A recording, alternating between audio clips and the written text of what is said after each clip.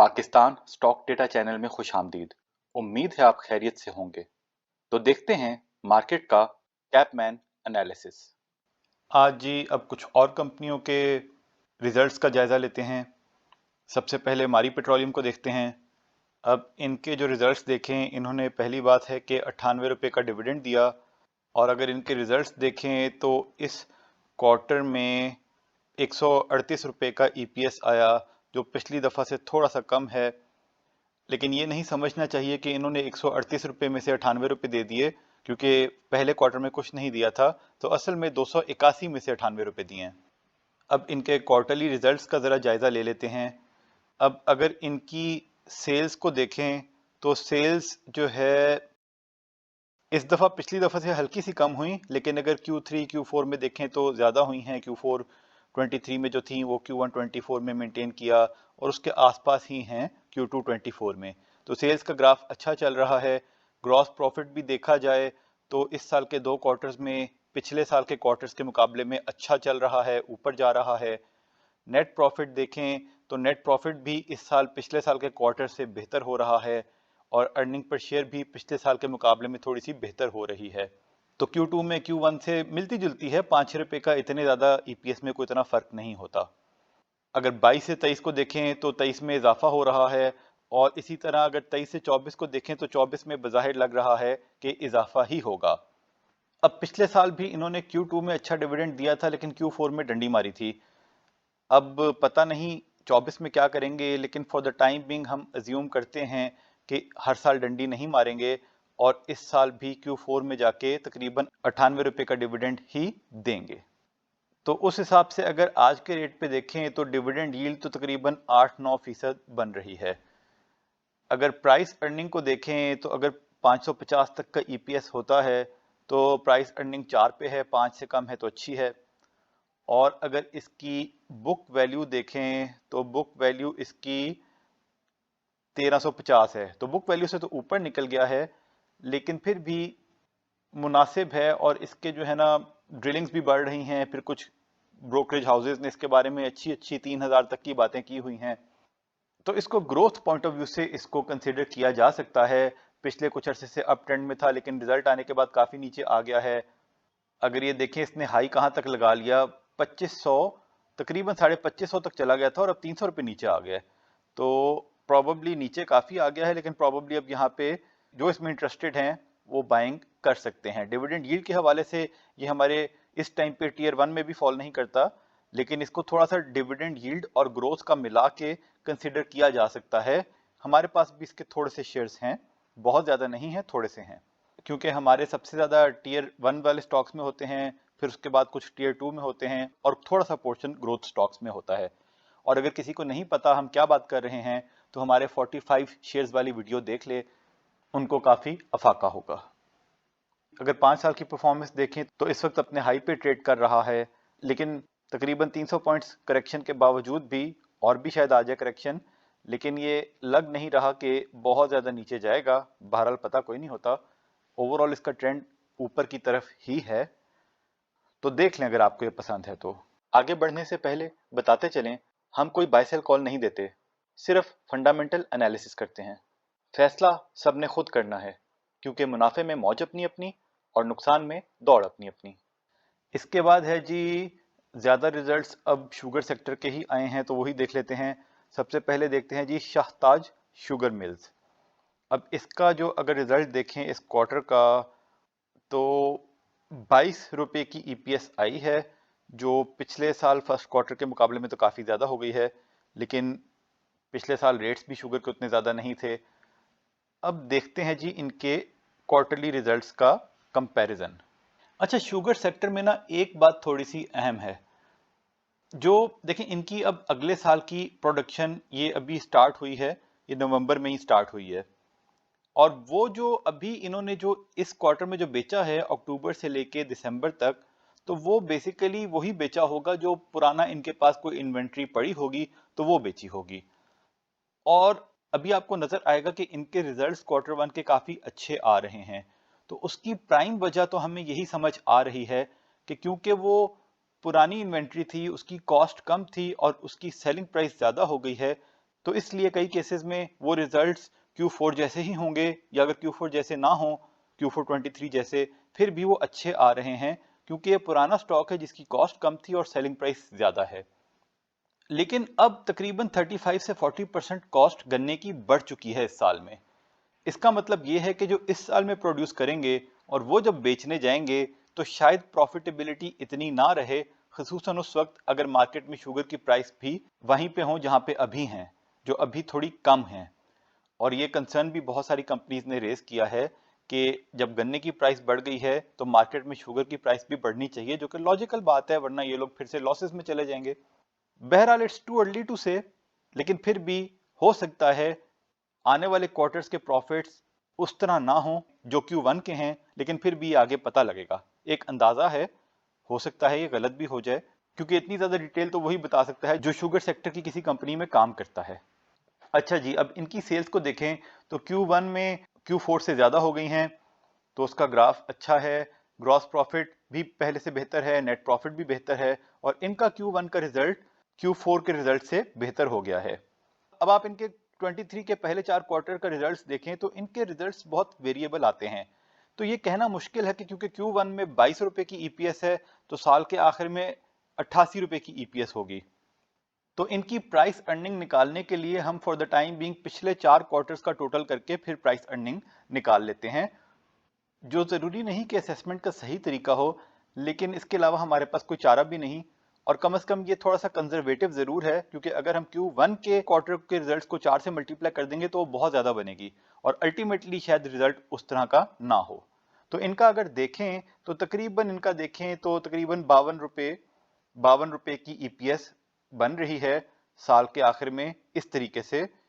ये भी हो सकता है, शुगर सेक्टर में कई दफा 3 क्वार्टर में लॉसेस होते हैं, 1 क्वार्टर में प्रॉफिट होता है। तो ये बहुत ही वेग असेसमेंट है, इसके बारे में कोई गारंटी नहीं ली जा सकती। गारंटी तो वैसे ही नहीं ली जा सकती, लेकिन ये बहुत वेग असेसमेंट है, फिर भी कोई ना कोई जरिया तो असेसमेंट का बनाना होता है। तो उस हिसाब से तकरीबन अगर 52 रुपए इसकी ईपीएस होगी अगर साल की, तो इसका अगर देखें प्राइस उस हिसाब से अभी 97 रुपए है, और ये तकरीबन 2 का प्राइस अर्निंग बनती है।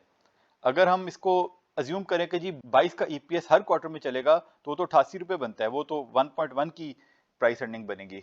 तो उतना हमें नहीं लग रहा। बहरहाल यू नेवर नो, हो सकता है आने वाले महीनों में शुगर की प्राइस बढ़ जाए, इनको कुछ एक्सपोर्ट की इजाजत मिल जाए तो इनका प्रॉफिट ज्यादा ही हो, लेकिन इट्स टू अर्ली टू से। वैसे ये है कि शुगर सेक्टर को बेनिफिट होने के काफी चांसेस होंगे जब भी कोई नॉन पीटीआई गवर्नमेंट मार्केट में हो। ये हमारा अपना ख्याल है, क्योंकि शुगर सेक्टर में तकरीबन मैक्सिमम मिलने जो हैं ये सियासतदानों के पास ही हैं। अब वो सही है कि गलत है वो एक अलग कहानी है, और इन्होंने ही पीडीएम की हुकूमत में भी मुल्क में शॉर्टेज थी, लेकिन उन्होंने एक्सपोर्ट की इजाजत लेके माल बेच दिया, और फिर मार्केट में आपको पता है शुगर की प्राइस बहुत ऊपर चली गई थी। तो इसलिए अगर जो बज़ाहिर ऐसा लग रहा है कि नॉन पीटीआई हुकूमत कोई भी आएगी और वो आती है, तो शुगर सेक्टर को उससे हमें लगता है फायदा होगा। तो ये बहुत इंपॉर्टेंट पॉइंट है जिसको कंसिडर जरूर करना चाहिए। अच्छा, अब अगर डिविडेंड देखें तो इन्होंने पिछले साल इन्होंने 33 रुपए में से की ईपीएस में से 14 रुपए का डिविडेंड दिया। तो अगर सचमुच इनकी ईपीएस 50-52 तक हो जाती है तो इनका डिविडेंड 20 रुपए तक जा सकता है। तो उस हिसाब से एस्टिमेट लगाएं तो अभी के हिसाब से तो इसकी डिविडेंड यील्ड बनेगी 20%। टू अर्ली टू से, लेकिन फिर भी इस क्वार्टर की ईपीएस को देखते हुए चांसेस ये हैं कि अगले क्वार्टर तक इसकी प्राइस थोड़ी ऊपर निकल जाए, और हमने भी थोड़े से ले लिए हैं, तो आप अपना फैसला खुद कर लें। अच्छा जी, तो डिविडेंड हो गया जी, यील्ड हो गई, प्राइस अर्निंग हो गई, और बुक वैल्यू को अब देख लेते हैं। इसकी बुक वैल्यू है जी 282। शुगर सेक्टर की वैसे हमें लगता है बुक वैल्यू पे ज्यादा तवज्जो नहीं देनी चाहिए, क्योंकि इन सब की बुक वैल्यू इतनी ज्यादा जो है क्योंकि उन्होंने अपने शुगर की जो प्लांट एंड मशीनरी है उसको रीवैल्यू किया हुआ है। वो ऐसे पैसे नहीं होते जो शेयर होल्डर्स में बांटे जाएं, तो वो उसको इतने ज्यादा अहमियत उसकी नहीं है, या उसको नहीं देनी चाहिए। और अगर पिछले 5 साल की परफॉर्मेंस देखें तो 2020 में भी ये तकरीबन 120 तक गया, और अब फिर तकरीबन ये वहां तक गया डिविडेंड देने के बाद, फिर नीचे आया है। लेकिन अब क्योंकि ईपीएस बेहतर हो रही है तो हमें तो नहीं लगता कि अब दोबारा ये 36 रुपए तक जाएगा, लेकिन अभी बहरहाल ईपीएस का ट्रेंड अच्छा चल रहा है। उसके बाद है जी अलनूर शुगर मिल्स। अब अलनूर शुगर मिल्स की जो कहानी शुरू करने से पहले ही जो सबसे अच्छी बात इसकी बताते हैं कि ये शाह मुराद शुगर मिल्स की एसोसिएटेड कंपनी है। कहीं ना कहीं मैनेजमेंट का वहाँ पे ताल्लुक आ जाता है, यानी कि वो अच्छा चल रही है परफॉर्मेंस, तो इसकी भी परफॉर्मेंस उससे लिंक्ड हो सकती है और डिविडेंड भी कुछ ना कुछ देते रहेंगे। तो अब इसके पहले फाइनेंशियल्स देखते हैं इस क्वार्टर के। तो 23 रुपए का ईपीएस इसका भी आया, रेवेन्यू भी ज्यादा हुआ है, प्रॉफिट भी ज्यादा हुआ है और 23 रुपए का ईपीएस है। अगर इसके क्वार्टरली ट्रेंड को देखें तो पिछले 4 क्वार्टर्स में ऊपर ही ऊपर की तरफ जा रहा है, लेकिन Q1 23 में देखें तो वहां भी ज्यादा था, तो जरूरी नहीं अगले क्वार्टर्स में सेल्स इतनी ही हो। ग्रॉस प्रॉफिट भी ऊपर जा रहा है, नेट प्रॉफिट भी ऊपर है और ईपीएस इनका भी Q4 के मुकाबले में ज्यादा हुआ है, तो it is a good sign. 22 के मुकाबले में 23 में काफी बेहतरी हुई है। अगर 22 में देखें तो 8.5 कमा के 5 का डिविडेंड दिया और 23 में 15 कमा के 9 का डिविडेंड दिया। अगर इसके भी पिछले 4 क्वार्टर्स का सम देखें तो वो बनता है 36 रुपए, और अगर 36 रुपए का ईपीएस वाकई आ गया तो इनका डिविडेंड भी 20 रुपए तक हो सकता है, और उस हिसाब से ये भी शाहताज जैसा ही लग रहा है, इसलिए हमने इसके भी थोड़े से बाय करके रख लिए हैं 1 साल के होराइजन के लिए। हाँ, अगर इसके अगले क्वार्टर्स का पता लगे रिजल्ट आना, बहुत ही बुरा रिजल्ट आना शुरू हो गया है या कोई शुगर सेक्टर की बुरी खबरें आनी शुरू हो गई हैं, तो हम बीच में बेच भी सकते हैं। लॉन्ग टर्म का मतलब ये नहीं होता कि सारी जिंदगी के लिए, लेकिन बजाहिर 1 साल के होराइजन में हमने ये लेके थोड़ा सा रख लिया है। और अगर ये यहाँ से नीचे गए तो हम थोड़े और लेंगे, नीचे ये नहीं कि 1 रुपया नीचे, कोई 5-10 रुपए नीचे गए तो फिर। तो अच्छा जी, डिविडेंड यील्ड हमने आपको बता दी कि इसकी 20% तक हो सकती है, और प्राइस अर्निंग को देखें तो वो भी तकरीबन 2 के आसपास बनेगी अगर ये असेसमेंट सही हुई, अगर ईपीएस इतना ही रहा ईयर एंड पे। और बुक वैल्यू देख लेते हैं, फिर भी इसकी बुक वैल्यू जो है वो भी 375 है, बहुत ज़बरदस्त है। तो उसके बाद क्या था जी, 5 साल की परफॉर्मेंस देखें तो ये भी तकरीबन डिविडेंड देने के बाद काफ़ी ऊपर निकल गया था, उसके बाद एक्स होके थोड़ा सा नीचे आया है, लेकिन काफ़ी ऊपर चल रहा है। और Q1 की परफॉर्मेंस के बाद इसमें बेहतरी की गुंजाइश होनी चाहिए। अच्छा जी, उसके बाद है जी आदम शुगर मिल्स। अब इनका देखें, अगर इनका क्या रहा कहानी, तो इनके रेवेन्यू पिछले साल के पहले क्वार्टर से तो डबल हो गए हैं, लेकिन ये हम पिछले क्वार्टर से कंपेयर करेंगे तो ज्यादा बेहतर है। और ईपीएस 13.58। अब इनका देखें तो इनकी जो सेल्स हैं पिछले क्वार्टर से तो कम हुई हैं, लेकिन ग्रॉस प्रॉफिट ज्यादा हुआ है, तो ये तो अच्छी बात है। लेकिन सेल्स कम होना इज नॉट एन इशू अगर कंपनी अपने प्रॉफिट्स को मेंटेन कर रही है। और ईपीएस देखें तो जी 13.58, तो बहुत ही जबरदस्त हुआ है। पिछले पूरे साल का ईपीएस था 5 और इस पहले क्वार्टर का 13.58 हो गया है। लेकिन देखें, आप पिछले साल के 4 क्वार्टर्स को देखें तो 2 क्वार्टर्स में लॉस है, 2 में प्रॉफिट है। शुगर सेक्टर का कोई पता नहीं कि एक क्वार्टर में 13 रुपए का प्रॉफिट आ गया तो अगले क्वार्टर में 12 रुपए का लॉस भी आ सकता है, क्योंकि इनका सीजनल के हिसाब से चलता है। हो सकता है इनकी इस क्वार्टर में सेल ज्यादा हो गई हो, अगले क्वार्टर में बिल्कुल नहीं हो, तो ऐसा हो सकता है। लेकिन हम ये सारी कंपनी जब शुगर के रिजल्ट्स आ जाएंगे तो इनका डिटेल्ड एनालिसिस करेंगे, वहां पे फिर हम इनका कुछ और फर्दर जायजा भी लेंगे, जहां से हमें इस चीज की श्योरिटी हम लेने की कोशिश करेंगे कि क्या इनकी सेल्स आगे कंटिन्यू रह सकती हैं कि नहीं। लेकिन यहां से क्वार्टरली ट्रेंड तो इसका बहुत जबरदस्त है, और अगर पिछले 4 क्वार्टर का इनका निकालें तो तकरीबन 20 रुपए का ईपीएस, अगर वाकई में 24 में 20 रुपए का ईपीएस हुआ तो कहना मुश्किल है कि 20 रुपए ही डिविडेंड दे देंगे, जैसे पिछले साल तकरीबन 6 रुपए में 5 रुपए का डिविडेंड दे दिया, लेकिन क्योंकि उससे पिछले साल देखें बहुत कम दिया था। लेकिन अंदाजा लगाएं कि अगर 20 रुपए की ईपीएस होती है तो 10 रुपए का डिविडेंड तो दे ही देंगे। ये एक एस्टीमेट है, जरूरी नहीं, वो कुछ भी अपना फैसला बदल सकते हैं, लेकिन एक अंदाजा है। और अगर इन्होंने 20 रुपए का डिविडेंड दे दिया, 10 रुपए का डिविडेंड दे दिया, तो फिर डिविडेंड यील्ड इस रेट पे तो बहुत अच्छी बनेगी। तो आपस की बात बताएं, हमने इसके भी कुछ लेके रख लिए हैं। ये 3 कंपनियों के खास तौर पे जो है ना रिजल्ट्स आसपास आए और इतने जबरदस्त आए कि हमने तो अपर कैप पे थोड़े से खरीद लिए। तो अब ये उससे ऊपर नहीं गए, ज्यादा वहीं पे हैं, बल्कि कुछ नीचे भी आ गए हैं। अलनूर हमने महंगा खरीदा है, वो नीचे आ गया। लेकिन बात यह ना कि हमने तो ये देख के फैसला करना होता है कि भाई वो रेट अच्छा है कि नहीं। तो जो उस रेट पे मिल रहा था हमें वो भी अच्छा लगा, हमने ले लिया। अब थोड़ा नीचे आएगा तो थोड़ा और ले लेंगे। लेकिन ये बजाहिर आपको मतलब कोई ना कोई असेसमेंट की बेसिस पे कोई रिस्क लेना पड़ता है। कल को पुट्ठी भी पड़ सकती है कि अगले 3 क्वार्टर्स में ही पूरा शुगर सेक्टर बढ़ जाए और वो लॉसेस में चले जाएं। चांसेस कम नजर आ रहे हैं, बट एनीथिंग कैन हैपन। लेकिन कहीं तो आपको फिर रिस्क लेना ही होता है ना, क्योंकि रिस्क लेते हैं तो फिर ही रिवॉर्ड मिलता है। लेकिन इसको कहते हैं कैलकुलेटेड रिस्क और फंडामेंटल्स की बेस पे रिस्क। ये नहीं कि कंपनी की अर्निंग जीरो है और वो 100 रुपए से 200-300 रुपए पे जा रहा है और बंदा उसमें घुस जाए। Calculated risk. तो जी डिविडेंड यील्ड तो इसकी बहुत जबरदस्त हो सकती है, और प्राइस अर्निंग जो है इसकी, प्राइस अर्निंग भी तकरीबन 2 बन रही है उस हिसाब से। अगर बुक वैल्यू को देखें तो इसकी बुक वैल्यू भी बहुत जबरदस्त है, और अगर 5 साल की परफॉर्मेंस देखें तो ये भी तकरीबन अपने हाई के आसपास ही चल रहा है। लेकिन ये देखें कहां से हाई पे आ गया है।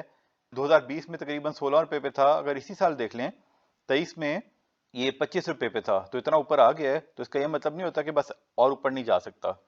शाह मुराद भी तो देखें ना कहां से कहां पहुंच गया है। अच्छा जी, तो गुड गुड जी, गुड गुड। और फिर है जी JDW शुगर। इसकी अगर देखें तो इसका भी रेवेन्यू पिछले साल के क्वार्टर से तो डबल हो गया है, और 86 रुपीज की EPS आई, बहुत जबरदस्त। लेकिन अब यहां पे देखते हैं क्वार्टरली ट्रेंड में। अब देखें इनका जो है इस क्वार्टर का रेवेन्यू बहुत जबरदस्त हो गया है पिछले क्वार्टर के मुकाबले में, और ग्रॉस प्रॉफिट भी 3 टाइम्स हो गया है, नेट प्रॉफिट भी बहुत ज्यादा है, और EPS आउटस्टैंडिंग। और पिछले साल पूरे साल में 37 रुपए की EPS थी, और इस साल 86 की सिर्फ इस क्वार्टर में आई है। लेकिन फिर भी ये नहीं कहा जा सकता कि भाई 350 EPS हो जाएगी साल के आखिर में। तो अभी के हिसाब से देखें तो इनको अगर 4 क्वार्टर्स का निकालें तो तकरीबन 116 रुपए की EPS साल के आखिर में बन रही है। इस साल डिविडेंड ज्यादा दिया, लेकिन जरूरी नहीं ऐसा करें, क्योंकि एथेनॉल का प्लांट भी लगाने जा रहे हैं।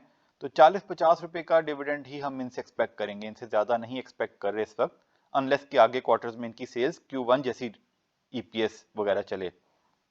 तो अगर 120 रुपए की EPS होती है तो साल के आखिर में प्राइस अर्निंग तो तकरीबन 3 से 4 है, तो ज्यादा है थोड़ी।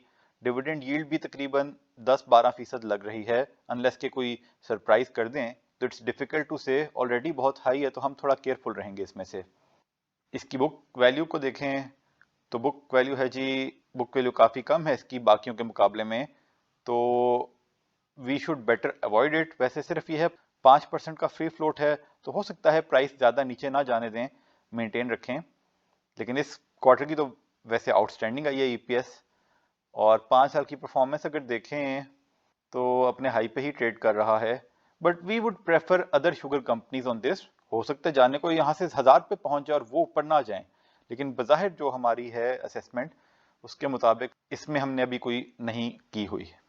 फिर है जी बाबा फरीद शुगर मिल्स। अब बाबा फरीद साहब जो हैं, इनकी अगर देखें तो इनकी भी इस क्वार्टर की बहुत ज़बरदस्त आई है, 16.73 की EPS है, और रेवेन्यू भी डबल हो गए हैं। लेकिन हम पहले वो देख लेते हैं क्वार्टरली ट्रेंड इसका। क्वार्टरली ट्रेंड देखें तो सेल्स इस दफा कम हुई हैं, ग्रॉस प्रॉफिट मेंटेन है, नेट प्रॉफिट पिछले क्वार्टर के मुकाबले में मेंटेन है, तो it is a good sign. लेकिन अब हमें लग रहा है, पहले हमारा ख्याल था कि Q1 के रिजल्ट्स बहुत इंपॉर्टेंट होंगे, लेकिन अब हमें वैसे लग रहा है कि Q2 के रिजल्ट्स असल में इंपॉर्टेंट होंगे, और वो बताएंगे कि कौन सी कंपनी आगे ये रेंट पे अच्छा डिलीवर कर सकती है। और इस हिसाब से अगर देखें तो इनकी अगले साल की, पूरे साल की 24 की अर्निंग 34 रुपए तक बन सकती है। इन्होंने पिछले साल डिविडेंड कुछ नहीं दिया क्योंकि 22 के लॉसेस बहुत ज्यादा थे, तो 34 रुपए की अर्निंग के हिसाब से प्राइस अर्निंग तकरीबन 2 है। डिविडेंड यील्ड हो सकता है अगले साल भी कुछ ना दें, अगर पुराने लॉसेस इतने ज्यादा चल रहे हैं।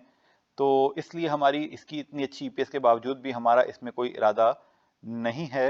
वैसे यह है कि 5% फ्री फ्लोट है, सिर्फ 472 लाख शेयर्स हैं, तो उस हिसाब से अगर कोई लॉन्ग टर्म में रिस्क लेना चाहे तो ले सकता है। वैसे तो काफी ऊपर निकल गया यहाँ से, तो आप देखना चाहें तो देख लें, लेकिन हमारा कोई इरादा इसमें वैसे नहीं है। फिर भी Q1 का आउटस्टैंडिंग आया है, तो लेट्स सी क्या होता है। लेकिन एक बड़ी इंपॉर्टेंट बात है, अच्छा इसकी सॉरी बुक वैल्यू देख लेते हैं, इसकी लिखी ही नहीं हुई तो छोड़ दें अभी। अच्छा, इस इंपॉर्टेंट बात यह है कि देखें, हो सकता है Q2 के रिजल्ट्स Q1 जितने अच्छे ना हो, लेकिन यह हो सकता है कि Q2 के आने से पहले ये शेयर्स बहुत ऊपर चले जाएं।